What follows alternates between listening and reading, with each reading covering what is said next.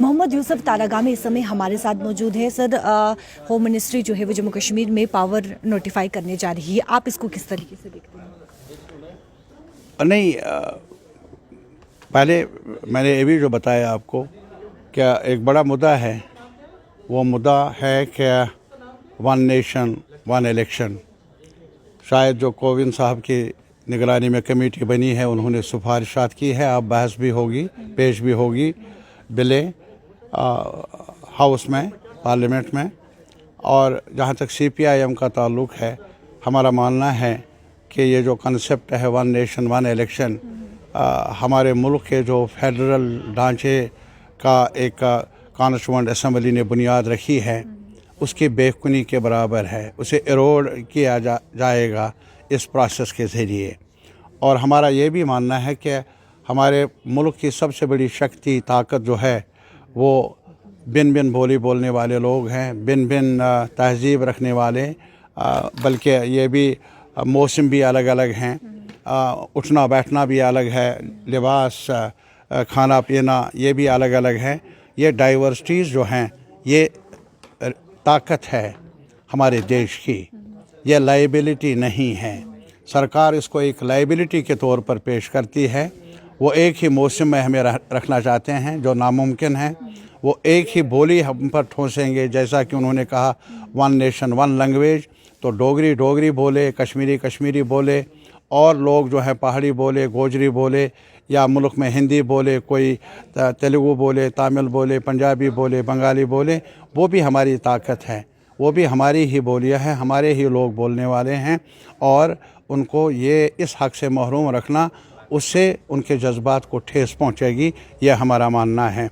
और इसी वजह से ये जो वन नेशन वन इलेक्शन के नाम पर जो हमारे कॉन्स्टिट्यूएंट असम्बली ने, अगर आप जायज़ा ले लेंगे तो बेसिक स्ट्रक्चर में फेडरलिज़म है, यानी अलग अलग रियासतों में बसने वाले, यूनियन टेरिटरीज़ में बसने वाले लोग हैं।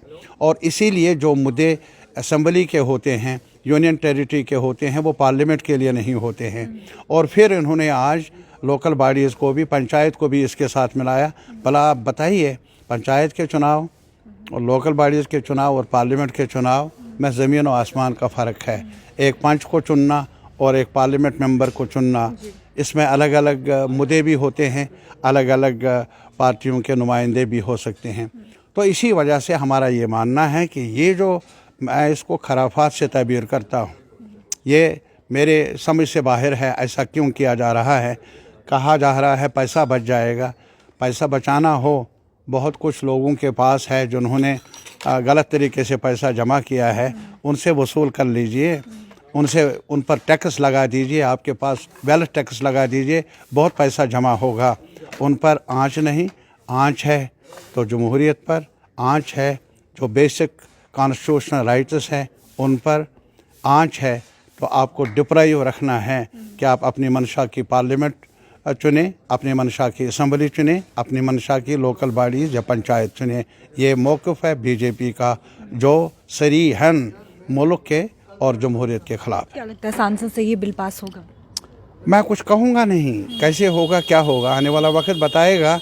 लेकिन जो नीयत है बीजेपी की, वो इस नीयत, ये जो उन्होंने शुरू किया है, हमारी नज़र में डर है हमें, मुल्क के लिए ठीक नहीं, जमहूरियत के लिए ठीक नहीं। सवाल मैंने पहले किया था, उस सवाल पे जवाब देना चाहेंगे आप? होम मिनिस्ट्री जो है वो जम्मू कश्मीर में पावर नोटिफाई करने जा रही है, किस तरीके से आप इसको देखते हैं? कौन से पावर?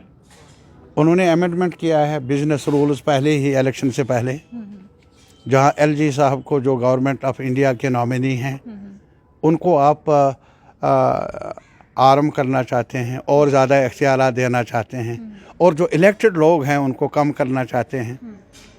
ये भी आप देख लीजिए गवर्नमेंट ऑफ इंडिया करती क्या है, उनकी नीयत क्या है।